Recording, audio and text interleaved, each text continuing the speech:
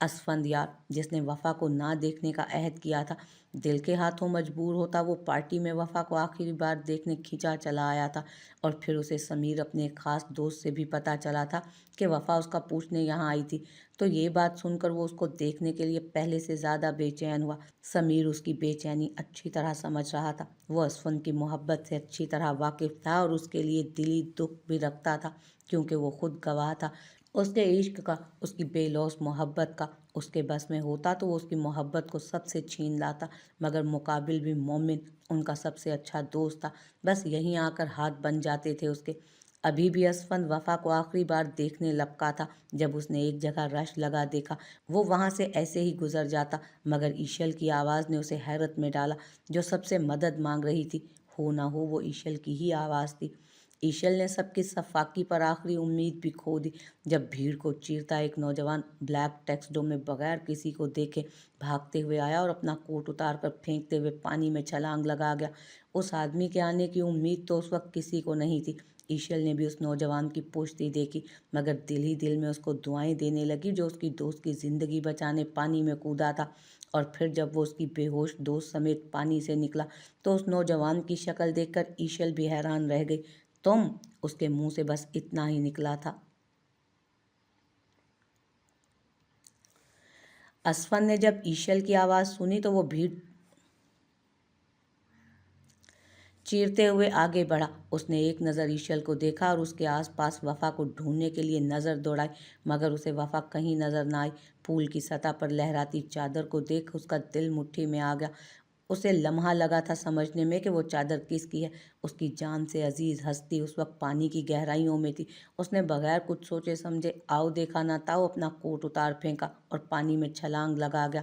वो जैसे ही पानी में गया, ठंडे पानी ने उसके आसाब झिंझोड़ दिए थे। उसे कुछ लम्हे लगे थे पानी में देखने में, लेकिन जब उसने वफा को नीचे ज़मीन से लगते देखा तो तीर किसी तेज़ी से तैरता उस तक जा पहुंचा था। उसके बेजान होते वजूद को देख असफंद को अपनी सांस बंद होती महसूस हुई। उसने वफा को झिझोड़ा, उसका मुंह थपथपाया, मगर उसके बेजान वजूद में ज़रा सी भी जुम्बिश ना हुई। वो जितना जल्दी हो सका उसे पानी से लेकर बाहर निकला। उस उसके एक झटके से निकलने पर वफा के गीले लंबे बालों की आबशार झटके से उसके मुंह पर लगी। वो एक पल के लिए मस्मराइज हुआ, मगर वो पल सिर्फ एक ही पल था, क्योंकि ये मंजर ना सिर्फ उसने बल्कि वहाँ मौजूद हर एक नामहरम ने देखा। ये बात उसे तैश दिला रही थी। वो जिसने कभी अपने बालों की नुमाइश नहीं की थी, हमेशा खुद को ढक कर रखा, आज कैसे वो सब नए महरमों के सामने सरेआम हो गई थी। यही बात उसके दिल में तकलीफ का बाइस बन रही थी। उसने फौरन वफा को पानी से बाहर निकाला और उसे ज़मीन पर लिटाया और किसी के भी देखने से पहले अपने कोट से ढका। ईशल, उसने इशारे से ईशल को पुकारा। उसकी नज़रों का मतलब समझकर ईशल फौरन गई और अपने दोनों हाथों का दबाव वफा के सीने पर डालते हुए उसको सांस लेने में मदद देने लगी। उसके दोनों हाथों का दबाव जब वफा के सीने पर पड़ा तो थोड़ा सा पानी उसके मुंह से निकलकर बाहर गिरता। असफन ने आओ देखा ना था उस सीधा रोजी की गर्दन दबोचते हुए उसे पिलर के साथ लगाया। हिम्मत कैसे हुई तुम्हारी किसी को छूने की? हिम्मत कैसे की? कैसे हिम्मत की इसे छूने की? असफंद एकदम से उस पर धाड़ा तो उसकी जान हलक में अटक गई। शुशदर तो बाकी सब भी थे, क्योंकि आज तक किसी ने भी असफंद का ये हार्श रूप नहीं देखा था। वो तो बड़ा पुलाइट और ठंडी नेचर का बंदा था, फिर उसे आज अचानक क्यों क्या हो गया था? मेरा गला, रोजी ने लाल होते मुंह से अटक कर कहा, साथ ही अपने हाथों से उसके हाथ हटाने की कोशिश जारी रखी। अगर उसे कुछ भी हुआ तो अगली सांस मैं तुम्हें भी नहीं लेने दूंगा। उसने एक एक लफ्ज़ चबाते रोजी को खून रंग आंखों से देखते कहा तो रोजी की सांसें तंग होने लगी। गले पर अभी भी असफंद की फौलादी गिरफ्त थी। असफंद जल्दी करो, इसे अस्पताल लेकर चलो, दुआ करो वो बच जाए, क्योंकि इसकी सांसों से अब तुम्हारी सांसें जुड़ी हैं। अगर दुनिया के किसी भी कोने में तुम छुप भी गई ना तो तुम्हें जिंदा ज़मीन में गाड़ने में मुझे वक्त नहीं लगेगा ढूंढ कर। उसने एक ही झटके में रोजी को फेंका जो सीधा खांसती हुई पिलर से जा लगी। पसली और सर में इतनी जोर की चोट आई कि उसे लगा वो कभी सांस ही ना ले पाएगी। असफंद बगैर वक्त ज़ाया किए उसे अपने बाजुओं में उठाता बाहर की तरफ भागा। जो भी था, वफा उसकी ज़िंदगी की अजीज़ तरीन हस्ती थी। वो दोनों डॉक्टर के बाहर आने का शिद्दत से इंतज़ार कर रहे थे। असफंद की सांसें अटकी थी। کہنا آسان تھا کہ اس نے اپنی محبت دفنا دی، مگر اپنے عشق کا کیا کرتا، اپنے اس دل کا کیا کرتا جو وفا کی طرف بار بار چلا جاتا تھا۔ وہ تو ایک ہفتہ بمشکل گزار پایا تھا، اسے دیکھے بغیر زندگی کیسے گزارتا؟ اور اب وہ ملی بھی تو کس حالت میں تھی؟ ڈاکٹر کے باہر آنے پر وہ ان کی طرف لپکا۔ ڈاکٹر، وہ شی از فائن ناؤ۔ ڈاکٹر کے الفاظ اس کے سلگتے دل پر ٹھنڈی پھوہار کی طرح پڑے۔ وہ دونوں جلدی سے اندر گئے، جہاں وفا نقاہت زدہ سی لیٹی تھی، جبکہ اس کے ایک ہاتھ میں ڈرپ لگی تھی۔ اس کی یہ حالت دیکھ اسفند کو اپنے دل میں سوئیاں چبھتی محسوس ہوئیں۔ کیسی ہو رخ میری جان؟ ایشل نے بے تابی سے پوچھا، جبکہ اس نے اس کے جواب میں ایک نظر اسفند کو دیکھا، جس کی بے چینی اور بے تابیاں اس کی آنکھوں سے عیاں ہو رہی تھی۔ ٹھیک ہے اب کو تم نے بچایا نا؟ وفا نے ایشل کو جواب دیتے اسفند سے پوچھا۔ ایک دوست کو دوست نہیں بچائے گا تو کون بچائے گا؟ اور ویسے بھی میں ابھی دھرتی کا بوجھ کم نہیں کرنا چاہتا تھا۔ اس نے جلدی اپنے اوپر شوخی کا خول چڑھاتے ہوئے شرارت سے وفا کو کہا، تو وفا اس کی بات سن کر مسکرا دی۔ او ماڑا، کہاں کہاں نہیں ہم نے تم کو ڈھونڈی، اور اب تم ہم کو اب ملی۔ وفا کی بشاشت اسے دیکھ کر ہی لوٹ آئی تھی، اسے اپنا دوست جو مل گیا تھا۔ لیکن میں اور مومن کل واپس جا رہے ہیں، اس نے اپنا دکھ چھپاتے مسکراتے ہوئے بتایا۔ مگر کیوں؟ یہاں 1 سال کیسے رہے گا؟ وفا کی آنکھیں جھٹ آنسوؤں سے بھری تھیں، جسے دیکھ کر اسفند بے چین ہوا۔ ایسی بھی بات نہیں، ہم رابطے میں رہیں گے نا، تم ٹینشن مت لو، میں ملنے آتا جاتا رہوں گا۔ مگر وفا کی اداسی کم نہ ہوئی۔ کیسے یقین کر لے تم آئے گی؟ آخر تم بھی تو مومن کی دوست ہے، جب اس کو وقت نہیں ملے گی تو تمہیں کیسے ملے گی؟ وفا نے ناک پھلاتے ہوئے کہا۔ اسفند اس کی معصومیت پر جی جان سے فدا ہوا۔ وہ ایک سردار کا بیٹا ہے، جبکہ میں ٹھہرا ویلا۔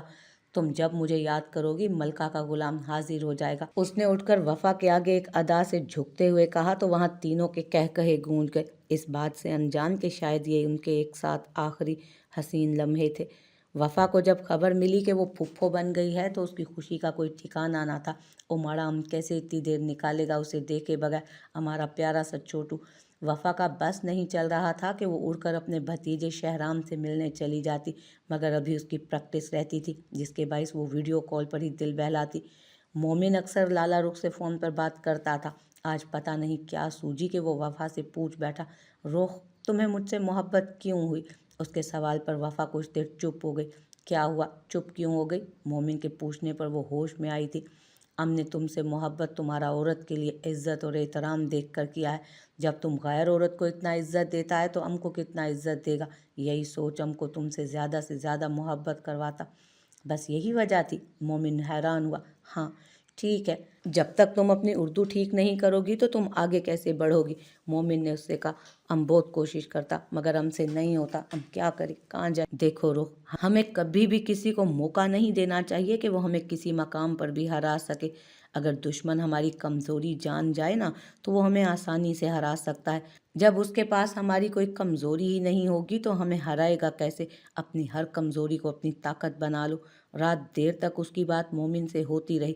جو ہی مومن کی کال بند ہوئی، اسفند کی کال آنا شروع ہو گئی، جسے وفا نے فوراً اٹینڈ کیا۔ او ماڑا، کیسی ہے تم؟ وفا پرجوش لہجے میں بولی تو اسفند نے اتنے دنوں بعد اس کی آواز سن کر اپنے دل کو پرسکون ہوتا محسوس کیا۔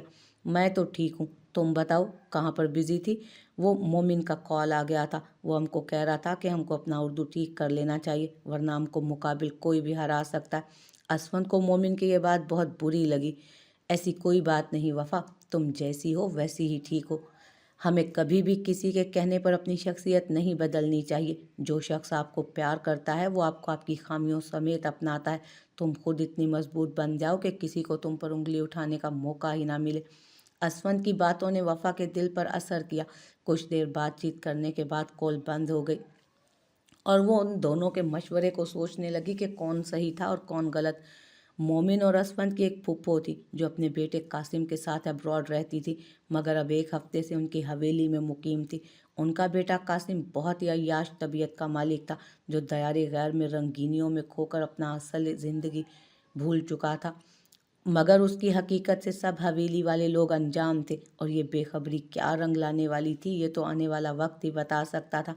میں نے کچھ نہیں کیا، میرا یقین کرو میں نے کچھ نہیں کیا۔ زریاب چلا رہا تھا مگر کوئی بھی اس کی بات کا یقین نہیں کر رہا تھا۔ سحر اپنے آپ کو بہت بے بس محسوس کر رہی تھی، جو اس کی کوئی بھی مدد نہیں کر پا رہی تھی۔ زریاب مجھے آپ پر پورا یقین ہے، میں جانتی ہوں آپ نے کچھ نہیں کیا زریاب۔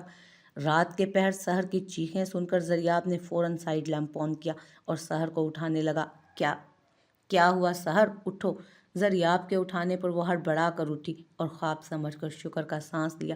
زریاب آپ ٹھیک ہے نا؟ آپ کو پتہ ہے میں کتنا ڈر گئی تھی، یہ سوچ ہی اتنی جان لیوا تھی کہ اس کا زریاب اس سے دور ہو رہا تھا۔ میں ٹھیک ہوں سحر، مجھے کچھ نہیں ہوا۔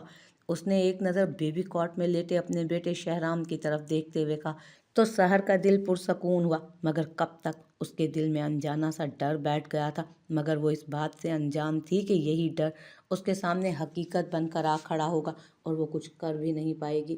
اسفند یار اور مومن کو گئے 6 ماہ بیت چکے تھے، وقت بہت تیزی سے گزرا تھا۔ وفا مومن کی کچھ دیر پہلے آنے والی کال کی بابت سوچ رہی تھی۔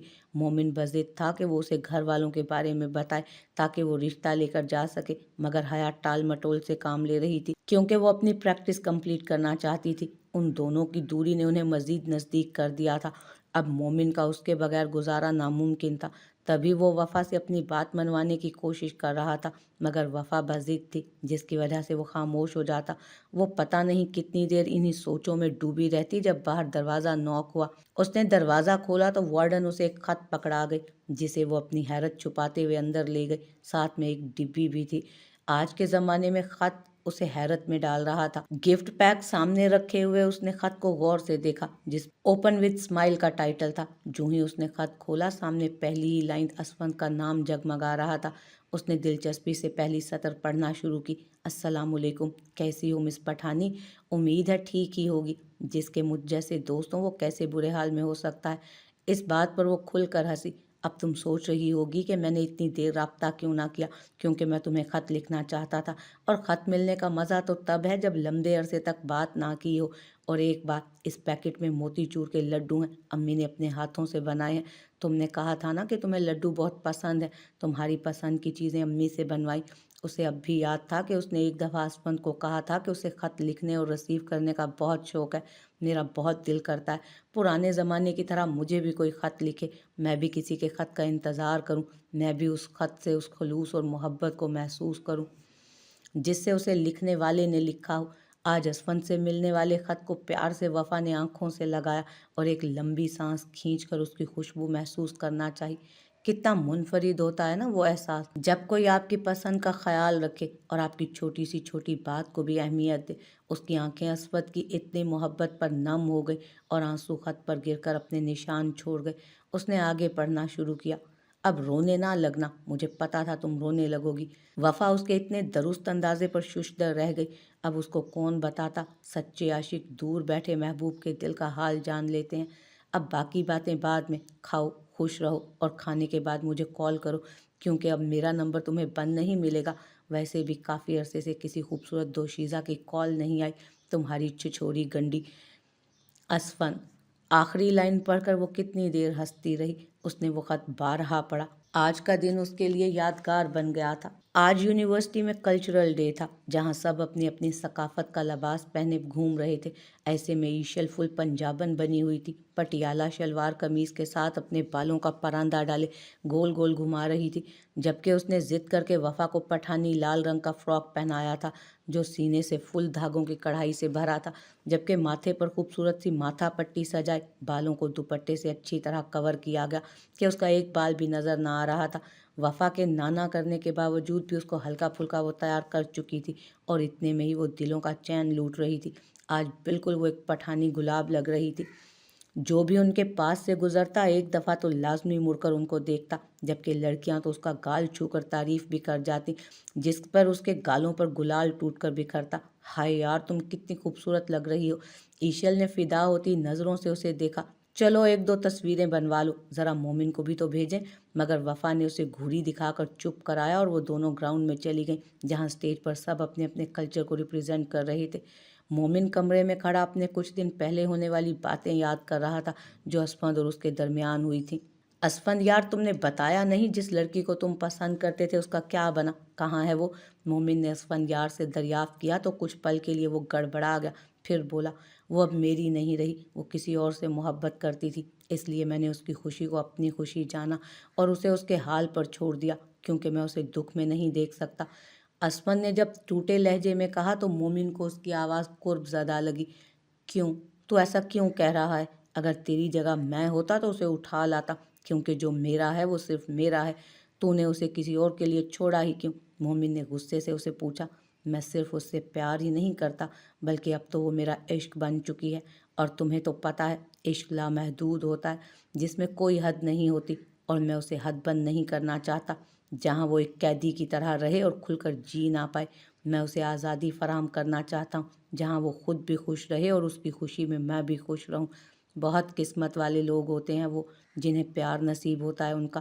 اسفندیار نے مومن کی طرف دیکھتے رشک آمیز لہجے میں کہا۔ مومن کو اس کی سوچ بہت اعلیٰ ظرف لگی تھی۔ خیر تم بتاؤ، تمہاری محبت کا کیا سین ہے؟ خوش تو ہو تم؟ خوشی تو بہت چھوٹا لفظ ہے، میں تو بہت زیادہ خوش ہوں، جسے چاہا اسے میں نے پا لیا۔ مومن میری ایک بات یاد رکھنا، جو چیز آسانی سے مل جائے اس پر ہمیشہ شکر کرنا چاہیے، کیا پتہ وہ کتنی کٹھنائیوں اور قربانیوں کے بعد آپ کے پاس آئی ہو، کیونکہ محبت میں آزمائش شرط ہے، چاہے وہ شادی سے پہلے ہو یا شادی کے بعد۔ اسفند یار وہ میرا سب کچھ ہے، اس کے لیے میں کسی بھی حد تک جا سکتا ہوں۔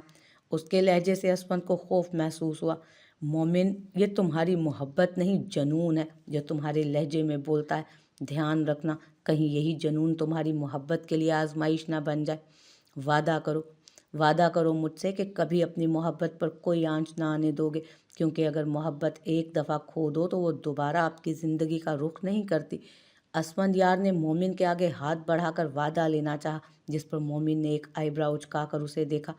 وعدہ رہا، اپنی محبت پر کوئی آنچ نہیں آنے دوں گا۔ مومن نے اس کے ہاتھ پر ہاتھ رکھتے وعدہ کیا، مگر اسفند یار یہ بھول گیا تھا کہ وعدے تو ٹوٹنے کے لیے ہوتے ہیں۔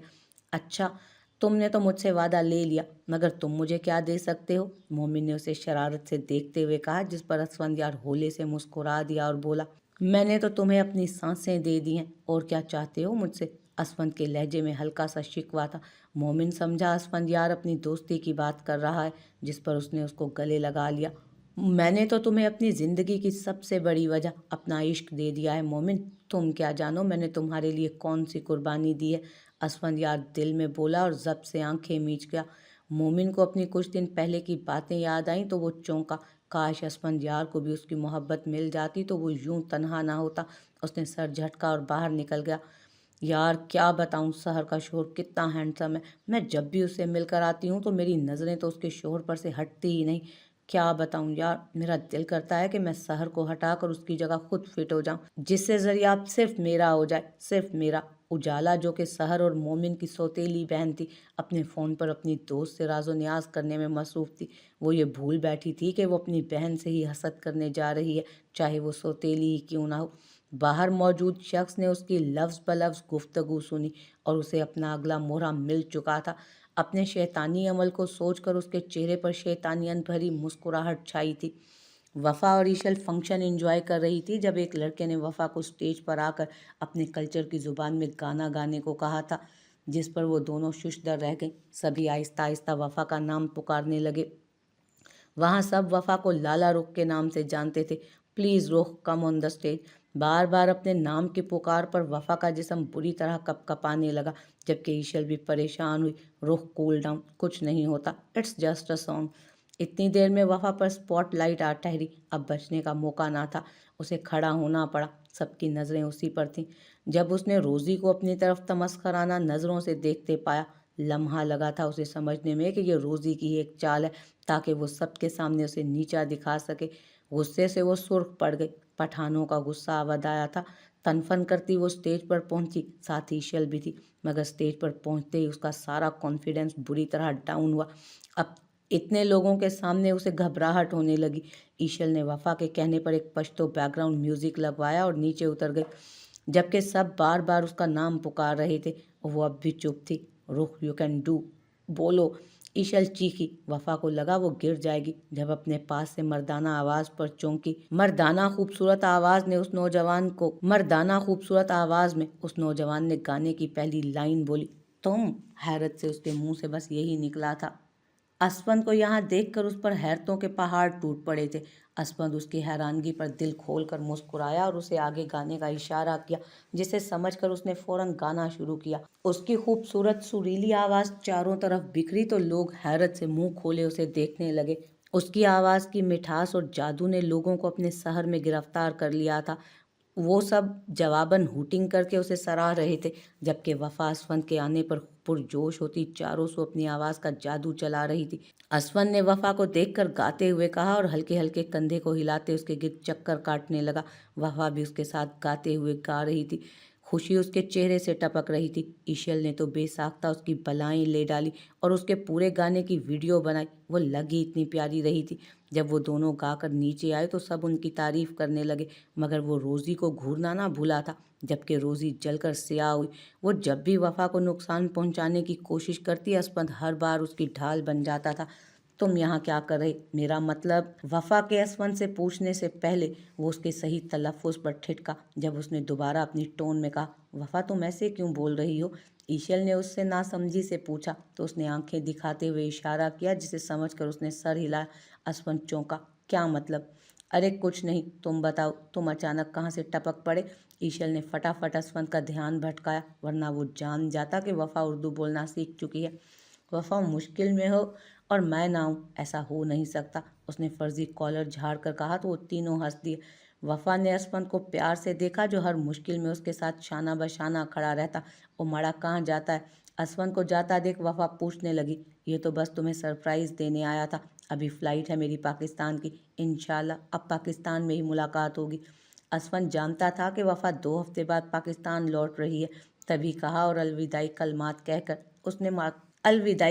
कहकर उसने उसे पाकिस्तान मिलने के लिए वापसी की राह पकड़ ली। मगर वो ये नहीं जानता था कि किस्मत अगले 2 दिन के अंदर अंदर उसकी मुलाकात वफा से कितने बुरे हालात में करवाने वाली है। पीछे वफा उसे जाता देख मुस्कुरा दी। ये आखिरी 2 हफ्ते वो ईशल के साथ घूम फिर कर गुजारना चाहती थी, मगर अब उसे ये मौका मिलना था या नहीं, ये तो वक्त बताने वाला था।